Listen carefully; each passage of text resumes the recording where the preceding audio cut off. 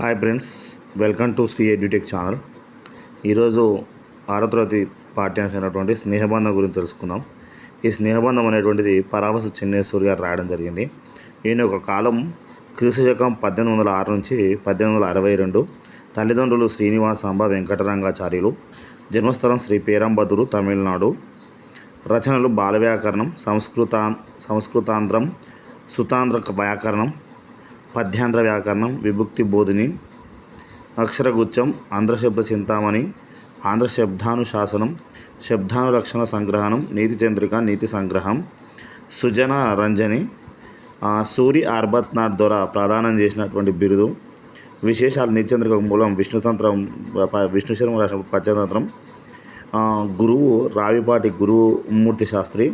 పత్రిక సుజన రంజని. బాల వ్యాకరణం అనే లాక్షణిక గ్రంథానికి లక్ష్యం గ్రంథం ఇది.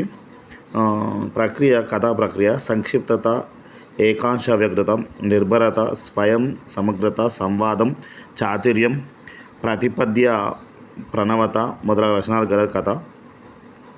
జంతువులు, పక్షులు పాత్రలుగా నీతిని, వ్యవహారిక కుశలతను, పంచతంత్ర కథలను బోధిస్తాయి.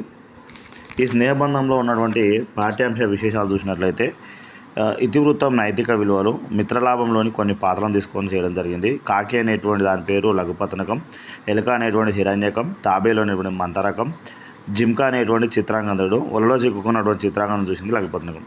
ఎంత ప్రమాదం జరిగిన చిత్రాంగ, నీలాంటి మంచివాడికి రావాల్సిన అపాయం కాదుదని, ముందుగా నువ్వు ఈ ఆపద నుండి బయటపడాలి అన్నది లఘుపతనం. వేటగాని వలను చిత్రాంగుని విడిపించినది హిరణ్యకం, లఘుపతనకం. అంతఃపురంలోని రాజా పరివారం మాటలు విని మానవ భాష నేర్చుకున్నది చిత్రాంగుడు. ఎలుక ఉపాయం విని నటించి స్నేహితులు ఎవరిని కాపాడాలంటే మంత్రకాన్ని.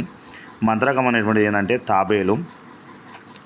ఇంత పెద్ద ఆపదలో నువ్వెందుకు చిక్కుకున్నావు, కొంచెం జాగ్రత్తగా ఉండాలి కదా అన్నది ఎలుక. ఎవరినంటే జింకను. ఈ జింక 5 వయసులో మొదటిగా వేటవాడు వలలో చిక్కున్నది అంటే 6 నెలల వయసులోనే.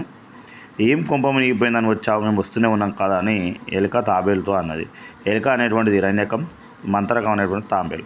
ప్రపంచమంతా తిరిగి ప్రత్యేక పిల్లల కోసం పాటుపడినటువంటి హెలెన్ కిల్లర్ అందురాలు తన ఆత్మకథం బ్రెయిల్ లిపిలో రాయడం జరిగింది. అర్థాలు ఏంటంటే చెలిమి స్నేహం, కొలను సరస్సు, కన్నం రంధ్రము, కూర్మ తాబేలు, అపాయకరం ప్రమాదం, ఇవి ఉన్నటువంటివి.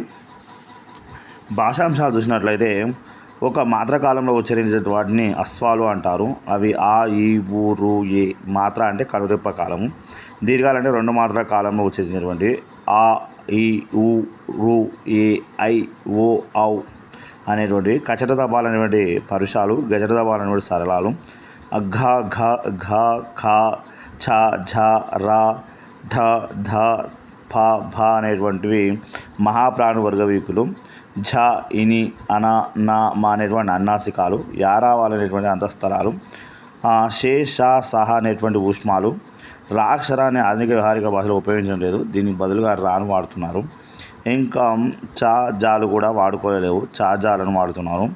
ఉభయాక్షరాలు 3, అవి 0, పూర్ణ బిందువు, అరసున్న, విసర్గ. ఈ మూడిట్లో అచ్చుతే అల్లులతో ఉపయోగించడం వల్ల వీటిని ఉభయాక్షరాలు అని పేర్కొనడం జరుగుతుంది. నోట్ ఇంకా ఏంటి అంటే అరసున్న గాంధిక భాషలో ప్రాధాన్యమైనది, విసర్గ సంస్కృత పదాల్లో మాత్రమే ప్రాధాన్యత అనేటువంటిది ఉన్నది. అదే కాకుండా ఇంకా పర్యాయ పదాలు చూసినట్లయితే కన్నం రంధ్రము, బీలం, కలుగు వివరం, కొలను సరస్సు, చెరువు, స్నేహం సఖ్యం, నేయం, ప్రకృతి వికృతులు, అడవి, స్నేహం నేయం, రాత్రి, ఆకాశం ఆకాశం, సహాయం.